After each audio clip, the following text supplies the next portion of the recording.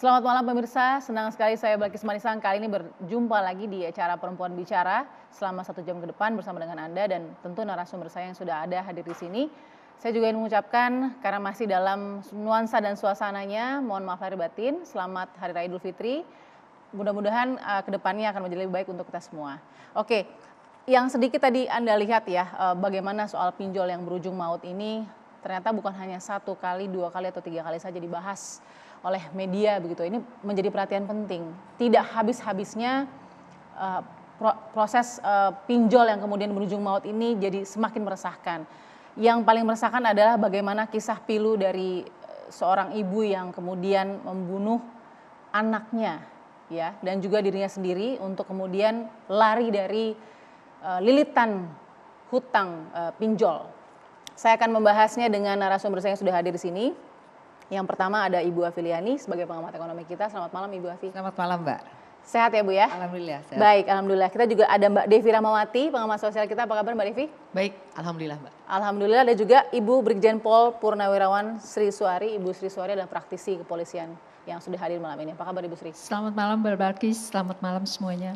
Baik, dan ada juga di ujung virtual nih ya, bergabung dengan kita juga, yaitu Pak Kasat Reskrim Polrestabes Semarang, AKBP Doni Sardo Lumbantoruan. Pak Doni, apa kabar? Selamat malam Pak Doni.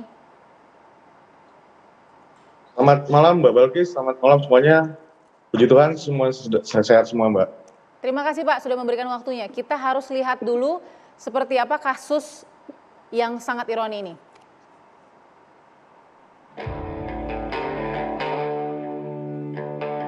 Seorang ibu nekat membunuh anak kandungnya sendiri di Semarang, Jawa Tengah karena depresi terjerat pinjaman online 38 juta rupiah. Setelah menghabisi nyawa anaknya dengan membekap menggunakan bantal di sebuah kamar hotel, tersangka juga berusaha bunuh diri dengan menenggak cairan kimia serta melilit lehernya dengan handuk. Kasus pinjaman online tersangka bermula saat rekannya menggunakan identitasnya untuk pinjaman online 12 juta rupiah. Namun, rekan tersangka tidak mampu membayar utang pinjol hingga pihak pinjol terus menagih ke tersangka. Untuk menutupi utang, tersangka berhutang dari aplikasi pinjol lainnya. Suami tersangka marah karena mengetahui tabungan 38 juta rupiah habis untuk pinjaman online. Tersangka bertengkar dengan suami lalu pergi dari rumah dengan membawa anaknya. Tersangka dijerat Undang-Undang Perlindungan Anak dengan ancaman hukuman 15 tahun penjara. Kasus berutang pinjaman online berakhir bunuh diri tidak kali ini saja terjadi. Beratnya beban hidup haruskah diatasi dengan pinjaman online yang berujung bunuh diri? Ya, kita tentu berharap dan berdoa ini kasus pertama, begitu ya. Tapi kita juga masih sanksi karena kondisinya pinjol ini walaupun pemerintah sudah sangat tegas, terang-terangan begitu ya menindak pinjol yang ilegal begitu ya. Bahkan yang legal pun harus memenuhi persyaratan yang luar biasa ketat begitu ya. Tapi ternyata ini terjadi. Saya mau dengar dulu perkembangan dari kasus ini untuk langsung bisa menganalisa para narasumber. Dari Pak Doni dulu ya. Pak Doni, bagaimana sebenarnya kronologi singkat ya seorang ibu bisa menghabisi atau paling tidak mengakhiri hidup dari anaknya karena terlilit pinjol. Bahkan dia sendiri justru dalam keadaan hidup begitu. Silakan Pak Doni. Jadi Mbak, berawal dari adanya pertengkaran antara tersangka dengan suaminya seminggu yang lalu sebelum kejadian, di mana suaminya mendapatkan broadcast kalau istrinya ini melakukan pinjaman online. Nah, dari situ kemudian suaminya marah besar pada si istri, kemudian sampai mengecek ternyata uang mereka juga ludes, uang di tabungan mereka. Si istri yang memang mungkin selama pernikahan 7 tahun tidak pernah bertengkar dengan suaminya, akhirnya merasa takut. Apalagi pada saat bertengkar itu suami sempat menyampaikan kalau kamu tidak bisa mengembalikan nanti kamu akan saya usir. Nah dari situ kemudian pada hari H sebetulnya si istri ini berangkat dengan anaknya, tujuannya adalah untuk mengambil uang atas perintah suaminya sebanyak 5 juta di ATM untuk membayar hutangnya pada kakaknya. Nah, ternyata setelah berangkat itu pada hari Senin itu tanggal 9 Mei, dia tidak kembali, tidak kunjung pulang, dihubungi oleh suami tidak kunjung ada beritanya, kemudian malah ya informasi dia nginap di Hotel Neo.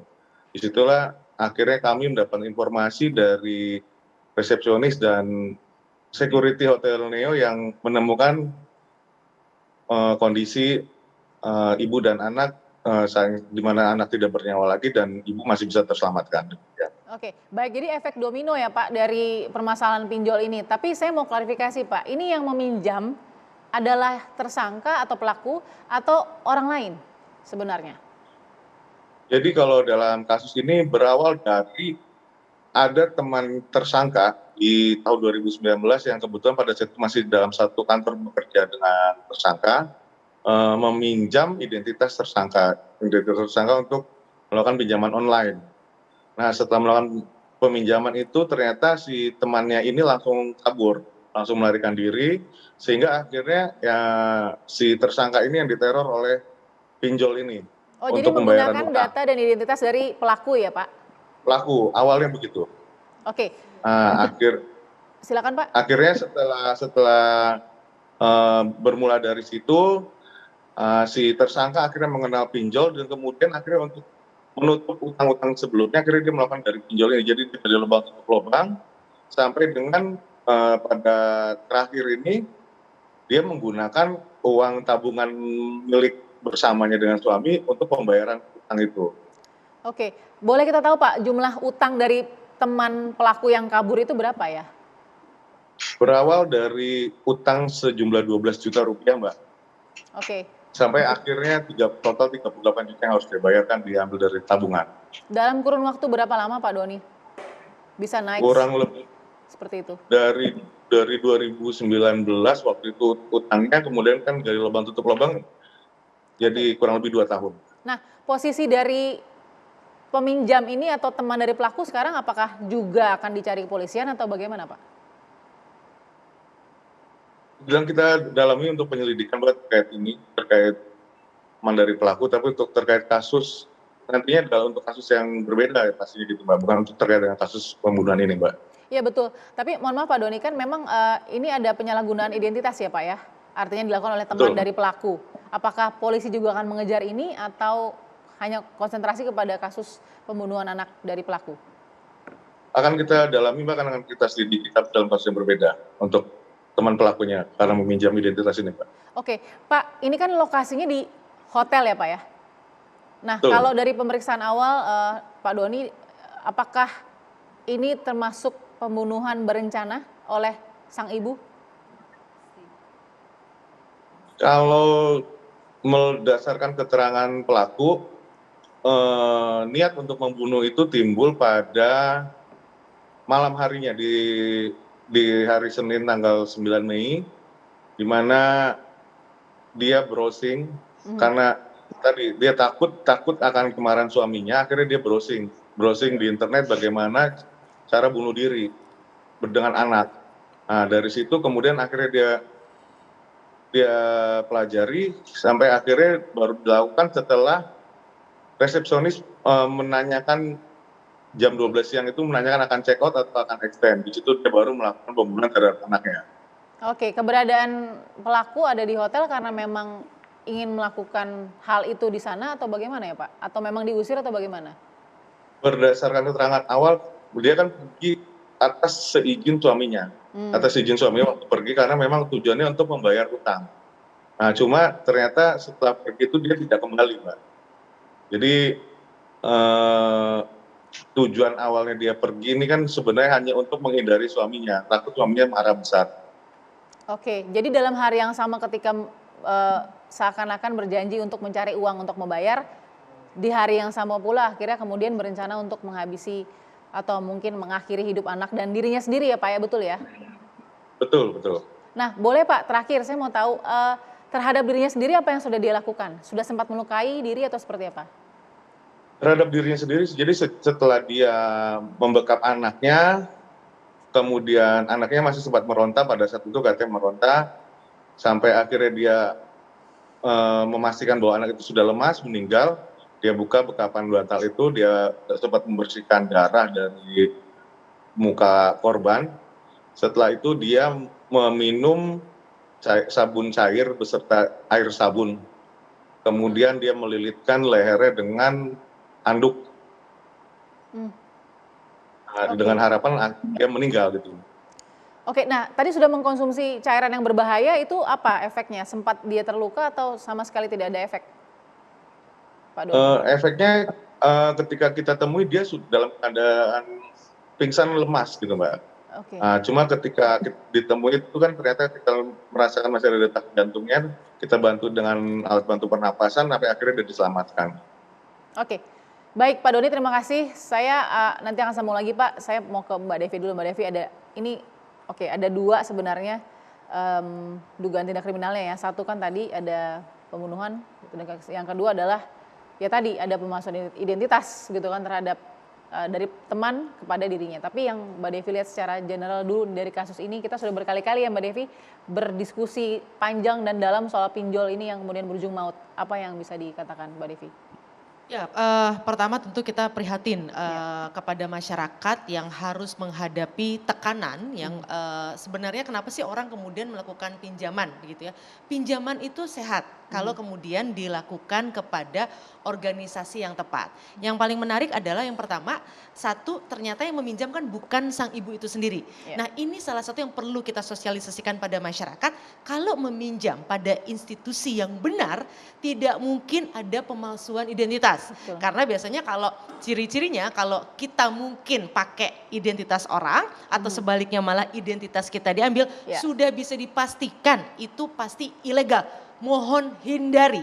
Karena begini, paling sedikit ada 4K istilah saya. Kenapa orang kemudian meminjam? Satu, jelas kebutuhan ekonomi. Karena lagi ada pandemi seperti ini. Kemudian ada memang saudara-saudara kita yang memang penghasilan hariannya atau bulanannya memang tidak cukup. Jadi memang membutuhkan bantuan pinjaman. Lalu yang kedua, kebutuhan darurat. Tiba-tiba sakit atau tiba-tiba tabrakan atau kebutuhan sekolah misalnya. Dan yang ketiga, nah ini yang juga sangat menarik yang banyak terjadi, kecanduan. Kecanduan ada dua, kecanduan judi online yang kemudian karena terjerat hutang judi online akhirnya memilih meminjam pada pinjol. Yang tentu saja dia butuh yang cepat, akhirnya larinya ke pinjol ilegal. Lalu misalnya juga narkoba misalnya. Lalu yang keempat, nah ini yang juga berbahaya karena konsumsi berlebihan. Jadi meminjam itu harus ada dua yang diingat. Karena kebutuhan bukan karena keinginan. Karena kalau keinginan tidak pernah ada batasnya. Betul. Saya ingin misalnya mobil mewah, tapi apa saya butuh kan begitu. Nah ini faktor-faktor yang memang membuat peluang orang untuk meminjam itu sangat tinggi. Nah apa yang dialami oleh sang ibu tentu saja karena dia meminjam pada institusi yang tidak benar, yang ilegal, maka yang selalu terjadi adalah kalau zaman dulu kita meminjam mohon maaf pada lintah darat istilahnya atau rentenir, praktiknya kan sama, kita dibuat malu. Misalnya apa? Dia datang rame-rame gedor rumah kita sehingga tetangga kita kemudian tahu. Nah ini kan dia malu pada sang suami, baru pada sang suami. Biasanya itu akan dibuat malu kepada semua orang yang ada di kontak kita. Nah ciri kalau kemudian yang legal, yang benar, yang sah, mereka hanya akan mengambil istilahnya namanya camilan. Camilan itu apa? Kamera, mikrofon sama location. Kalau yang ilegal dia akan ambil foto kita, kontak kita karena itu cara dia untuk meneror kita agar kita tidak bisa menghindari pembayaran. Nah satu hal lagi, kalau yang legal, kalau kita tiba-tiba dalam kondisi tidak mampu bayar, alhamdulillah mekanisme dari pemerintah, dari peminjam-peminjam yang benar itu malah akan dibantu. Nah ini yang memang perlu kita bantu sosialisasi, makanya saya sangat senang TV One juga tidak lelah untuk mengangkat hal ini. Saya mau dengar dari Bu Afi, saya mau dengar dari Bu Sri Suari, sesaat lagi tetap di Perempuan Bicara. Sebelum kita dalam soal bagaimana edukasi ini kita lebih seriuskan lagi ya Bu Afi dan juga Bu Sri. Kita lihat dulu ada beberapa kasus nih penyalahgunaan identitas ya untuk pinjaman online. Kita lihat ini adalah memang sangat bisa terjadi pencurian data KTP untuk pinjaman online ya. Ada daftar 8 pinjol modal KTP langsung cair, solusi saat terdesak finansial. Aduh, ini KTP dipakai teman untuk pinjol dan saya yang ditagih, harus bagaimana? Saya yakin ini banyak sekali kasusnya. Apalagi, mohon maaf ya, penggunaan identitas sangat terbuka dan mudah sekali. Cukup dengan KTP, 8 aplikasi pinjol ini yang tadi ya bisa langsung cair dalam hitungan menit. Oke, kita lihat lagi berikutnya, masih ada. Tak tahu foto KTP-nya dipakai untuk pinjol ilegal, mahasiswa di Semarang kaget ditagih utang. Oh, ini sangat mengesalkan pasti.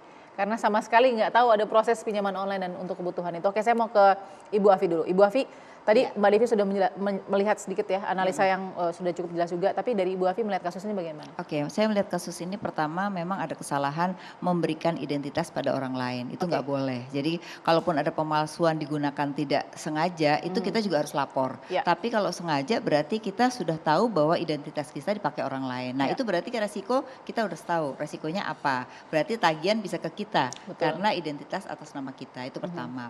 Yang kedua memang kita juga sebagai kalau meminjam secara langsung harus tahu dulu apakah ini legal atau tidak.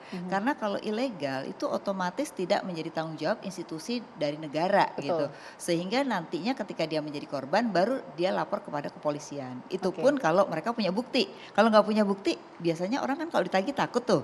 Nah kadang-kadang nggak punya bukti juga kepolisian kadang-kadang juga nggak bisa terima gitu. Nah itu kelemahannya. Nah kemudian yang ketiga masyarakat kita ini seringkali saya setuju tadi ada 5 problema yang dihadapi. Nah artinya gini, mereka juga harus menghitung bagaimana cash flow keluarga sebenarnya. Nah kadang-kadang orang kita ini pokoknya minjem dulu, gimana entar gitu. Nah ketika sudah ada kejadian tagihan baru mereka memikirkan dari mana pengembalian gitu. Jadi menurut saya kalau memang mereka punya masalah secara ekonomi kan kita ada, pemerintah ada BLT misalnya. Nah itu bisa dimintakan dengan cara dia memberikan kartu miskin. Nah orang kita juga kadang-kadang malu mendapatkan atau mendapat legal secara orang miskin gitu, dia nggak mau. Nah itu ya, mereka itu tidak mau dikatakan orang miskin gitu loh, sehingga akhirnya tidak bisa mendapatkan BLT gitu. Nah jadi sebenarnya fasilitas tuh ada, bahkan kalau sakit kan kebanyakan alasannya sakit ya. Sebenarnya ada BPJS, itu pemerintah itu membayar hampir 80 juta orang itu dibayarkan oleh pemerintah loh gitu. Asalkan tadi sebagai penerima biaya iuran ya. Betul, jadi tidak harus mereka yang biaya iuran. Jadi BPJS pun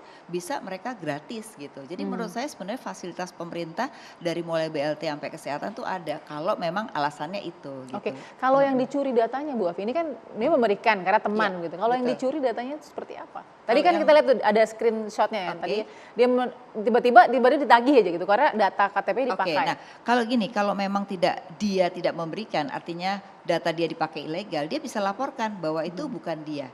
Nah tinggal mereka melaporkan mana nomor handphonenya kalau mereka di telepon gitu. Bahkan kalau maki-maki itu harus direkam supaya nanti bisa jadi bukti kepada polisi. Oke, gitu. apakah itu sudah masuk? Itu kan sudah masuk tindak pidana. Betul. Berarti semua ke polisi nggak? Mungkin ke OJK misalnya gitu. Nggak bisa karena di OJK tidak ada izin yang diberikan, atau bisa ke yang namanya Satgas Waspada Investasi itu bisa karena mereka bisa akan follow up gitu ya. Nah jadi menurut saya sebelum sampai kejadian harusnya dilaporkan dulu. Nah kadang-kadang masyarakat kita tuh nggak mau melaporkan.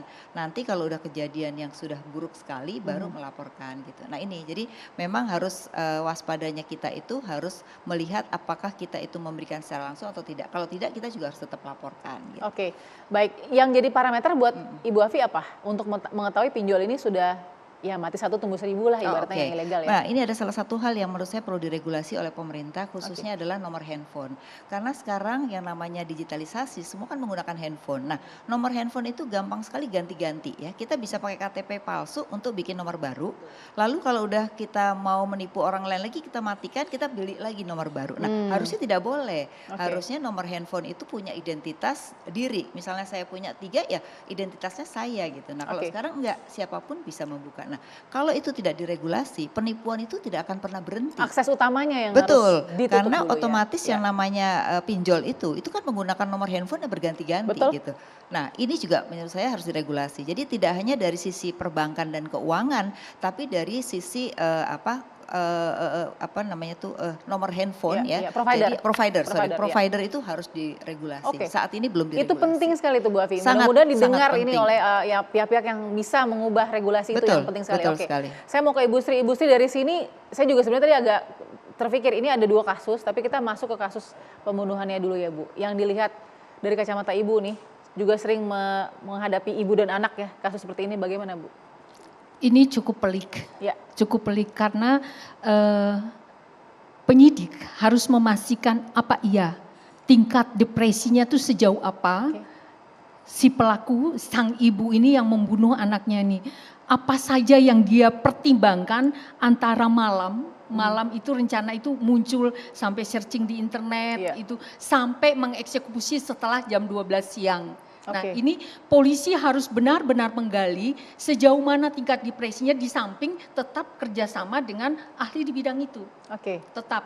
Nah oleh karena ini kasus-kasus yang begini ini memang TV One bagus ini mengangkat ini. Karena saya yakin ini bukan hanya satu kasus. Kalau kita pakai teori gunung es ini hanyalah pucuknya. Kebetulan tidak meninggal. Kalau meninggal beritanya beda lagi.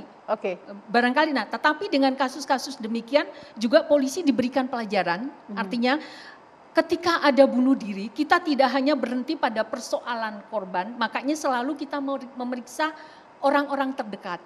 Memeriksa catatan-catatan pribadi. Sehingga untuk mengungkap ini. Jadi ini yang menjadi pengayaan bagi pihak kepolisian. Tapi terkait dengan pinjol, upaya pihak kepolisian itu sudah tidak kurang-kurang ya. Semenjak ini menjadi kebijakan nasional di tahun lalu, ini sudah banyak yang ditindak, bahkan sudah menerapkan tindak pidana pencucian uang.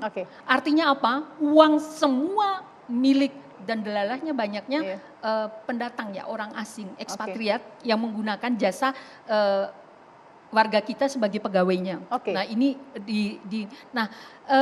tapi sebentar Bu, maaf. Saya masih agak penasaran nih, karena tidak bermaksud untuk melangkahi mungkin ilmu psikiater atau psikologi ya. Tadi kan Ibu bilang mengukur tadi ya tingkat depresi. Secara akal sehat, ini saya awam ya Bu ya. Secara akal sehat, kalau kita tahu ada seorang ibu yang mengakhiri nyawa anaknya karena kondisi seperti itu nggak bisa dilihat kasat mata bahwa ini pasti sudah depresi. Sangat sulit, karena untuk menerapkan pasal apakah ada alasan pemaaf. Dalam proses ini dia jelas melakukan, ada korban yang terbunuh, meskipun itu anaknya sendiri, dan dia sudah mengatakan caranya dibekap. Berarti hal yang bisa meringankan dia dari tuntunan ini adalah alasan pemaaf. Nah alasan pemaaf ini apa? Apakah dia kurang cakap dalam mempertanggungjawabkan perbuatannya? Maka itu harus melibatkan pihak terkait. Saya yakin rekan-rekan pihak kepolisian paling tidak psikologi kepolisian sudah turun. Dari awal menangani kasus ini, paling tidak bukan hanya dokternya ya, pihak dokpolnya, tetapi juga psikologi kepolisian dan psikiatri kepolisian. Ini akan terlibat secara bersama-sama sehingga tidak menambah beban. Jadi polisi sudah sangat humanis meskipun penerapan pasal itu tidak akan ada. Jadi alasan pemaaf ini harus diuji dengan sejumlah fakta-fakta yang dilakukan oleh para pakar ini. Nanti sedikit ke situ karena kita juga pernah bahas dengan Ibu Sri, seorang ibu yang mengakhiri anaknya ya itu ya. Dan sekarang kondisinya sudah dilepas ya? Masih ada di dalam pembinaan ya Bu ya? Iya, masih ada di dalam pemantauan. Dalam pemantauan untuk kemudian bagaimana kondisinya nanti itu masih dilihat. Nah, saya akan sambung lagi, masih tentang efek domino pinjol yang kemudian berujung maut. Ini sangat ironis, sesaat lagi tetap di Perempuan Bicara.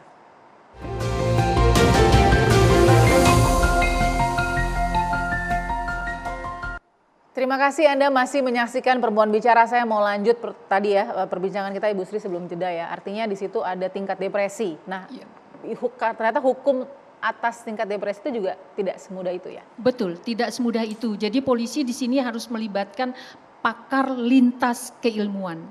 Jadi bukanlah polisi yang memutuskan bahwa dia dalam kasus ini kan tetap diterima oleh polisi, tetap diproses. Ini masih dalam rangka penyelidikan. Artinya polisi super hati-hati melihat ini. Kalau nanti hasil pemantauan, hasil analisis dari para pakar menyatakan bahwa orang ini memang dilanda depresi yang demikian sehingga dia tidak mampu mengkontrol tindakannya, bisa saja terjadi meskipun dalam waktu, kalau bahasa Jawa saatnya gitu ya, dalam hanya sekian jam, bukan dalam arti berbulan-bulan numpuk. Tapi kalau kita lihat ini kan efek domino. Pertengkaran dengan suami, 9 tahun tidak pernah bertengkar, sekalinya bertengkar ada ancaman pengusiran. Kita bisa melihat, nah itu akan dianalisis, akan dimonitor oleh para pakar. Jadi akan ada visum yang menyatakan itu. Nah inilah yang akan dibawa oleh penyidik dalam gelar perkara.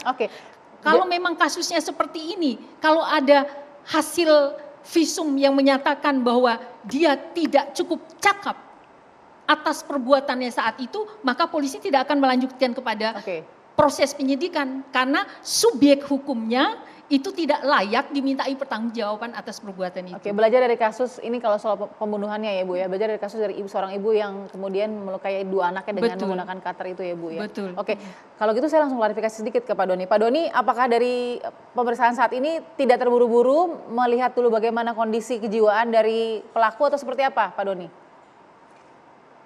Baik Mbak, jadi untuk saat ini kami juga sudah berkoordinasi dengan bagian psikologi baik dari Polda maupun dari rumah sakit yang biasa ditunjuk untuk melakukan pemeriksaan psikologi dengan di tahap awal ini melakukan observasi terhadap tersangka dulu Mbak. Oke, saat ini berarti masih bisa berkomunikasi dengan wajar ya Pak ya, dengan baik? Masih. Oke, baik. Saya harus berikan ada informasi soal bagaimana kasus pinjol ini memakan korban yang tidak sedikit mengakhiri hidupnya. Ini yang ketahuan ya Bu, karena terangkat media juga dan masyarakat. Kita lihat beberapa kasus di daerah di Tangerang, Banten sepanjang 2021 dan 2022 ini ya. Seorang ibu hampir tewas bunuh diri dengan meminum banyak obat karena tidak mampu membayar utang kepada 14 pinjaman online. Ia meminjam lewat pinjol pertama kali untuk melunasi cicilan motor peninggalan suami. Wah, ini ironis sekali. Yang kedua di Depok, Jawa Barat, seorang ibu bunuh diri karena tagihan pinjol sebesar 12 juta rupiah, alasan karena persoalan ekonomi. Korban bekerja serabutan dan memiliki 2 anak. 3 di Wonogiri, Jawa Tengah, ibu tewas gantung diri karena memiliki utang pinjol 55,3 juta. Korban nekat melakukan pinjol karena ekonomi. Bojonegoro, Jawa Timur, pegawai bank bunuh diri karena kesulitan membayar utang pinjol laki-laki ya. Utang pinjolnya 23,6 juta. Malang, Jawa Timur, seorang guru hampir bunuh diri karena kesulitan membayar pinjol 40 juta rupiah untuk membayar kuliah sebesar 2,5 juta. Itu yang dia pinjam tapi terlilit 40 juta rupiah. Oke, saya langsung klarifikasi ke Pak Doni. Pak Doni, kasus di Semarang sendiri seperti apa Pak soal pinjol ini Pak? Dan kebutuhan dan kemampuan masyarakat memahami resiko pinjol ilegal khususnya. Silakan Pak Doni. Baik Mbak, untuk di Polrestabes Semarang sendiri untuk terkait masalah pengaduan terkait pinjol memang tidak terlalu banyak Mbak. Ya, sebagian laporan itu memang hanya terkait masalah penggunaan identitas palsu seperti yang disampaikan tadi. Yang lain-lainnya mungkin masyarakat lebih tidak berani mengadu ya Mbak, lebih ke sana sih Mbak.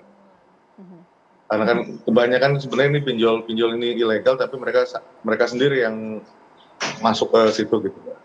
Oke, baik Pak Doni. Saya mau lanjut lagi ke Ibu Afi. Bu Afi, regulasi tadi penting. Dari sisi provider sebagai pintu atau akses utama untuk pinjol ini dengan mudah berkomunikasi, apalagi mengambil data diri tadi secara ilegal yang dikatakan Mbak Devi, kamera, lokasi, dan satu lagi kontak. Mikrofon ibaratnya. Itu yang legal. Yang ilegal. Betul. Untuk menekan begitu ya. Betul. Jadi memang gini, kalau selama ini tidak ada regulasi terkait dengan provider itu. Jadi menurut saya ini dengan kasus-kasus ini itu harus nomor 1 diregulasi. Karena disitulah pusat segala-galanya termasuk penipuan ya. Kemudian juga tagihan-tagihan yang mengancam ya. Bahkan mereka mengganti-ganti nomor telepon itu nggak ada masalah gitu. Itu nggak dianggap sebagai kriminal. Padahal menurut saya dengan era digitalisasi itu harus menjadi kunci utama. Itu satu ya. Nah yang kedua sebenarnya kalau OJK sendiri itu sudah sangat jelas ya apa saja regulasi untuk orang itu melakukan pinjaman dan ada yang legal sebanyak 104 perusahaan ya itu legal. Nah kadang-kadang masyarakat kita kan tidak pernah melihat informasi apakah ini ilegal atau tidak. Nah kebanyakan mereka asal udah kasih KTP besoknya tuh langsung uangnya cair gitu. Betul. Sehingga mereka tidak mengecek lagi apakah ini legal tidak ilegal bahkan tidak pernah tanya berapa bunganya. Jadi itu juga penting ya karena bunga itu sangat bervariasi. Nah kalau kita lihat kasus-kasus yang tadi kebanyakan mereka tidak melihat bunga makanya dalam waktu 20 hari itu bisa lebih dari 10% bunganya gitu. Nah ini kan kemampuan mereka sangat terbatas gitu. Gitu. Ada pencurian data Ibu Sri yang sangat kita khawatirkan. Sebenarnya definisi pencurian data ya di kepolisian tuh sudah saklek atau bagaimana sih Bu soal pinjol ini? Itu sesuai dengan pasalnya. Ada di pasal 29 ITE. ketika dia mencuri data, ya sudah tidak ada ampun. Apapun datanya. Apapun. Kalau tidak, lalu data itu yang sudah dia dicuri, bahkan secara legal ada di dalam kuasa dia, ketika dia transfer kepada orang, kepada alamat yang lain, itu pun sudah kena. Nah, itu akan diproses nggak Bu seperti itu? Pasti diproses. Nah, persoalannya itu yang melapor ini punya nyali nggak? Kalau sudah begini kan dalam kondisi tertekan, kenapa nggak jadikan polisi sebagai tempat untuk pengaduan, untuk tempat perlindungan, untuk sementara, sehingga terhindar dari pengambilan keputusan-keputusan yang justru memperparah. Oke. Polisi itu kan pelindung, pelayan, pengayom masyarakat. Ya. Nah, paling tidak minta pengayoman dulu, polisi tidak akan menolak. Oke. Kami juga pernah di wilayah Mbak, saya pernah jadi Kapolres. Kami pasti membantu dan kami selalu punya safe house. Nah, oleh karena itu publik mulailah sekarang berani berbicara, jangan lagi menganggap bahwa itu soal pribadi, lalu Anda malu, apalagi sekarang sudah ada himbauan secara resmi. Ketika Anda terjerat oleh pinjol ilegal, pinjol ilegal sudah dikasih tahu ciri-cirinya tadi, sudah datang ke kantor polisi, tapi tadi dengan beliau bilang, rekam semua buktinya. Cara dia menawarkan pasti pakai lewat broadcast blasting, SMS blasting. Nah itu udah menunjukkan bahwa dia bukan saya yang mengakses secara sengaja. Baik. Kalau dia punya weapon kita akses secara sengaja. Jadi di sana ada komunikasi, ada flyer dia untuk berapa bunga dan sebagainya. Saya jadi penasaran. Tadi kan Ibu bilang ada rasa malu dan lain-lain. Mbak Devi, selain rasa malu atau rasa itu hal ranah pribadi, apa yang membuat orang sangat jarang melapor pinjol ini ya, mau dicuri datanya atau mungkin dikerjain sama si pinjol ilegal ini dengan bunga yang luar biasa untuk melapor. Nanti kalau sudah sampai di ujung tanduk dulu, sudah sangat beresiko baru dilapor gitu. Ya, memang yang menarik adalah sejak masuk ke era digital, kalau dulu itu kan kita minjem itu sebenarnya pertama biasanya sumbernya adalah keluarga. Betul. Gitu ya, keluarga inti atau keluarga di luar inti seperti tante dan sebagainya. Lalu yang kedua biasanya adalah ke warung dulu misalnya gitu kan, karena buat kopi, gula dan sebagainya. Lalu kalau kemudian juga ada tuh misalnya kalau kita mohon maaf gitu, misalnya kita petani ada bos kita, biasanya minjemnya ke bos gitu ya. Jadi, nah tapi memang ketika sudah memasuki masa modern, tinggal di perkotaan dan sekarang dimudahkan dengan adanya online tadi, ini kemudian orang melihat ini sebagai peluang yang bagus. Makanya biasanya kalau sudah pinjam satu karena merasa ini mudah kok, aku pinjam yang satu lagi aja untuk tutup dulu gitu ya. Nah, itu terus, makanya tadi tidak heran kemudian sampai ada yang 14, ada yang 20, 27. Nah yang perlu saya sampaikan, ini sekaligus untuk mengedukasi, sebagai ilustrasi, sebagai contoh, kalau pinjam ke yang benar, Anda pinjam 5 juta, maka maksimal udah diatur oleh negara, OJK dan sebagainya udah ngatur. Maksimal tuh hanya 5,6 juta Anda kembalikan. Tapi begitu yang ilegal, 5 juta Anda bisa diminta mengembalikan 80 juta. Kenapa? Karena ketika tadi persis yang disampaikan oleh beliau, kalau yang legal itu dia tidak akan mengakses SMS. Karena SMS itu sudah pribadi. Betul. Jadi justru kalau kita menerima pesan Anda butuh dana tunai cepat, proses mudah melalui SMS, itu sudah bisa dipastikan dia ilegal. Jadi tolong ingat-ingat betul kalau sudah tiba-tiba masuk tanpa kita minta ke WA atau ke SMS itu ilegal. Dan yang kedua yang lebih menyedihkan lagi sekarang sering begini. Karena kita sering membagikan misalnya nomor rekening kita. Kita percaya aja. Tiba-tiba masuk di rekening kita. Yang menariknya orang alhamdulillah ini mungkin memang rezeki dari langit. Hati-hati. Jadi kalau ada sesuatu yang kita tidak tahu asalnya, mohon segera lapor ke bank untuk misalnya blokir dan sebagainya. Karena sekali kita sudah menerima dan apalagi menggunakan itu pintu masuk mereka untuk meneror. Jadi memang cara mereka itu beragam sekali dan biasanya memang cara-caranya itu sangat manis. Nah, kalau memang kita ingin menggunakan yang benar itu lebih dari 250 triliun sebenarnya dana berhutang yang benar, yang mudah dan dilindungi oleh negara karena yang minjemin tadi ada 104 itu bahkan ada yang syariah. Kalau memang yang inginnya syariah itu ada semua. Jadi negara sudah memastikan itu, tapi problemnya juga adalah mereka menggunakan pintar sekali, mereka menggunakan server dari luar negeri. Ini yang menyebabkan kemudian tim kepolisian juga sulit untuk kemudian melacak menindaknya. ya? Nah ini yang lagi-lagi ketika negara sudah banyak membuat pagar-pagar, benteng-benteng dan bahkan sosialisasi yang luar biasa. Jadi kalau masyarakat kalau ingin meminjam tuh tinggal masuk misalnya ke www OJK gitu ya, atau WA aja biar gratis 081 157 157 157. Itu bisa langsung kita masukkan nama misalnya pinjam gampang. Nah, nanti dia bilang, oh ini pinjam gampang tidak termasuk OJK. Udah, kalau udah ada jawaban WA seperti itu, tolong jangan diteruskan. Plus, kalau ada link-link yang masuk ke kita, di situ pintu masuknya. Sekali kita pencet link tadi, itu dia. Semua foto-foto kita dan sebagainya, itu kemudian digunakan untuk memeras. Padahal tadi pinjamannya mungkin mohon maaf, 100.000, 200.000 dan sebagainya. Baik, kita akan sambung di segmen berikutnya. Saya harap pasti banyak solusi lagi yang bisa diberikan. Terlepas dari masyarakat malu atau sudah keasikan adiksi untuk meminjam karena mudah dan cepat dan segala macam. Tapi juga saya ada pemikiran, kalau memang ada yang pinjam dari pinjol ilegal, kalau kita nggak bayar harusnya nggak apa-apa ya, Bu Afi. Sesaat lagi ya, tetap di Perempuan Bicara.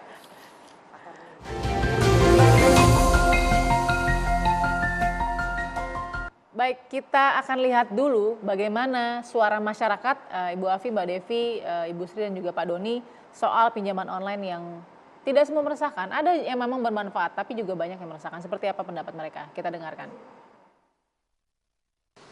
Itu miris sekali ya Mbak, tapi menurut saya lebih baik kita bersikap lebih bijak dan pinter dengan adanya iming-iming atau fasilitas yang diberikan. Jadi kita jangan cepat tergiur. Menurut saya pemerintah harus memberikan peraturan yang lebih tegas lagi sehingga kejadian ini tidak terulang.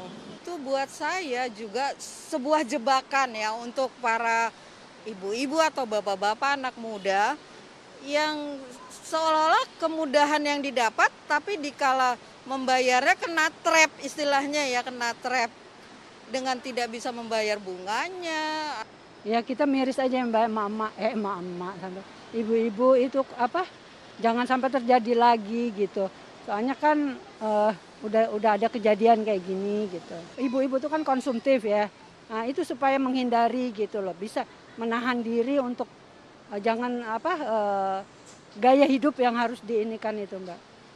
Yang kita kurangin gitu. Saya lebih diperketat untuk regulasi mengenai syarat-syarat untuk pembayarannya mungkin bisa diringankan dengan bunga yang lebih ringan. Sistem penagihannya menurut saya juga harus dibikin regulasi juga ya, supaya enggak membuat orang tuh stres sehingga terancam untuk akhirnya bunuh anak-anaknya seperti itu.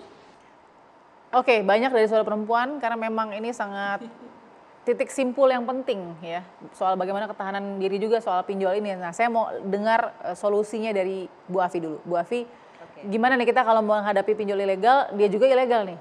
Nah, apakah langsung lapor polisi, apakah uangnya harus kita gantikan atau seperti apa? Ya, pertama buat masyarakat, kalau Anda penghasilan itu terbatas, biasanya pinjaman itu dibolehkan kalau Anda bisa membayar 30% dari penghasilan. Jadi kalau Anda nggak punya penghasilan, dikasih pinjam hati-hati aja, berarti itu bisa jadi pasti ilegal ya. Nah, kalau udah kejadian, memang kalau ilegal ini kan tidak ada izin ya, jadi sebenarnya masyarakat bisa aja nggak bayar, tetapi kan kita sebagai masyarakat juga punya etika. Jadi kalau ada masalah yang terjadi seperti ini, mungkin di kepolisian kita laporkan dulu, jadi mungkin tidak dibayar dulu sampai dengan proses pengadilan selesai. Nanti baru akan diputus gitu. Jadi saya tidak mengajarkan tidak membayar ya, tapi paling jangan tidak sampai tidak membayar. Betul. Tapi kalau pinjol ilegalnya sudah berbuat ilegal juga untuk menekan kita? Artinya secara hukum mungkin bisa, nanti Ibu bisa cerita, tetapi artinya secara etika masyarakat tetap bayar, tapi mungkin bisa dinego bunganya yang wajar gitu. Karena biasanya kalau ilegal itu bunganya sangat tidak wajar. Itu aja Mbak sebenarnya. Oke, gitu. dari Mbak Devi. Hutang nih gimana sih kondisinya di kita masyarakat sekarang? Ya, artinya sekali lagi berhutang sebagai salah satu cara alat bantu untuk memenuhi kebutuhan yang ada, tentu saja tidak salah. Selama itu kemudian kepada lembaga yang tepat. Tapi memang hati-hati, data global menunjukkan himpitan masalah keuangan itu membuat orang 20 kali lebih parah untuk berpikir bunuh diri. daripada masalah-masalah lain. Jadi hati-hati betul. Dan perempuan memang punya kecenderungan 5 kali potensinya lebih ingin menyakiti diri dan bunuh diri ketika terkena masalah keuangan. Kenapa? Karena perempuan biasanya yang memang menjadi pemegang tanggung jawab pengelolaan keuangan. Dan perempuan biasanya juga punya tingkat keinginan untuk membayar, mengikuti aturan yang lebih baik. Sehingga akhirnya tingkat stresnya sangat tinggi. Jadi hati-hati betul. Nah sekali lagi, tidak ada masalah berhutang, negara sudah siapkan. Tadi ada yang curhatkan, kalau bisa bunganya nggak ini. Justru itu, pinjamlah ke yang legal. Justru kalau yang legal, mereka akan memberikan jalan keluar. Kalau tidak mampu membayar, misalnya ada penundaan berapa bulan, dan ada mekanismenya. Kalau yang ilegal, harusnya kan ditagihnya bulan depan. Ini kadang-kadang kita baru pinjam Senin, Rabu sudah ditagih. Dengan bunga yang luar biasa. Jadi hati-hati sekali lagi, silahkan berhutang sesuai dengan kebutuhan. Bukan keinginan, pastikan ke yang legal karena negara sudah sangat serius untuk mengawal masyarakat karena terakhir 2021 itu ada 67 juta rekening yang dibantu untuk memiliki pinjaman. Wow, oke. Tapi saya tadi benar-benar meng-underline bagaimana wanita punya kecenderungan 5 kali untuk melakukan suicidal attempt ya, atau usaha percobaan bunuh diri. Wow. Oke, Ibu Sri, gimana agar masyarakat lebih awas dan mawas lagi tentang pinjol ini? Tadi sudah disampaikan bahwa secara etika memang kita kayaknya untuk bilang tidak membayar itu rasanya kok gak terhormat. Yang kedua dari aspek spiritualitas kita juga rasanya kita dikejar-kejar. Tetapi kalau dari aspek hukum, Anda ditagih itu akibat Anda menyetujui kesepakatan yang ada secara online. Tapi kesepakatan itu sesungguhnya kesepakatan yang benar dibuat oleh para pihak yang terlibat yang sepakat untuk mengikatkan dirinya terhadap dalam posisi yang setara. Tidak akan pernah setara dalam posisi Anda sangat butuh, Anda tidak sempat bertanya berapa bunganya. Dan tidak ada keinginan dari pihak si pemberi pinjaman untuk menjelaskan bunga sehingga Anda diberikan kesempatan berpikir, itu sudah minus. Maka di sini tidak akan menjadi ini secara subjektif. Lalu apakah ketika subjektif yang pertama ini sudah cacat, maka subjektif yang kedua adalah ketika para pihak itu cakap. Yang pertama sudah tidak dipenuhi, maka tidak mungkin cakap orangnya karena sudah dikelabui dari awal, sudah diiming-imingi dengan kemanisan sehingga tidak ada lagi nalarnya. Berarti subjektivitas yang kedua tidak cakap juga. Terus persoalannya adalah bukan dari atau tentang sesuatu yang jahat, artinya ada legalitasnya. Yang namanya ilegal udah nggak ada, itu objektifnya. Tentang persoalan tertentu, utang piutang, nilainya sekian. Tapi karena nilai sekian itu tidak ada klausul yang menyatakan akan dikembalikan sekian nilainya, bunganya berapa dan sebagainya. Pinjam 1 juta, tetapi yang diberikan kepada si peminjam hanya 800.000, sudah dipotong di depan. Artinya ini sudah ada persyaratan objektif 2, ada persyaratan subjektif 2. Dua-duanya cacat. Maka benar Anda tidak membayar. Itu secara hukum. Lalu ketika Anda merasa atau proses penagihan itu dilakukan dengan intimidasi, menghubungi, sudah jelas. Perbuatan tidak menyenangkan, ada pasal Panyal 335. Kalau dia melakukan pemerasan, diancam, diintimidasi, kamu nanti coba aja jalan keluar. Penagih utang pinjol ilegal misalnya. Penagih utang pinjol ilegal, ada 368. Artinya apa? Ini semua sudah ada instrumen hukumnya. Kalau dia membagi, kan nomor HP kita, kontak kita sudah diserap oleh dia, sudah diambil oleh dia, sudah dicuri. Ini juga ada pasalnya di dalam Undang ITE. Dan tanggung-tanggung 9 tahun. Betul. Dia ketika dia mengancam secara lewat WA aja, lewat SMS saja, ini sudah ada bukti. Jangan dihilangkan, kasih bukti ini. Kan nomor teleponnya ada, walaupun nomor teleponnya serang berganti-ganti, kan sudah diketahui siapa yang melakukan. Otomatis ketika Anda melaporkan, maka pinjol itu akan disentuh oleh pihak kepolisian, lembaga pinjolnya. Jadi please beranilah speak up. Jadi jangan sekedar Anda, tapi ya tadi tetap kembali hati-hati untuk berutang. Pikirkan 1000 kali lipat untuk cara mengakses begini. Maka mulai sekarang jangan lagi cari pinjol. Begitu ada SMS blasting, WA blasting, broadcast apapun macam, langsung blokir. langsung blokir maupun WhatsApp. Nah, carilah kalau memang Anda butuh untuk kepentingan yang produktif, carilah yang resmi. Di sana Anda bisa mengakses, bisa dilayani dengan WA, bisa ditanya lewat email dan sebagainya. Ada yang mau ditambahkan silakan Mbak Devi. Tambahannya adalah sekarang mereka juga semakin cerdas. Jadi sebenarnya ketika kita mengklik linknya, syarat dan ketentuan sudah dia bilang, misalnya bunganya ternyata per hari adalah 20%. Tapi itu karena kecil sekali dan kita termaksa akhirnya mau klik.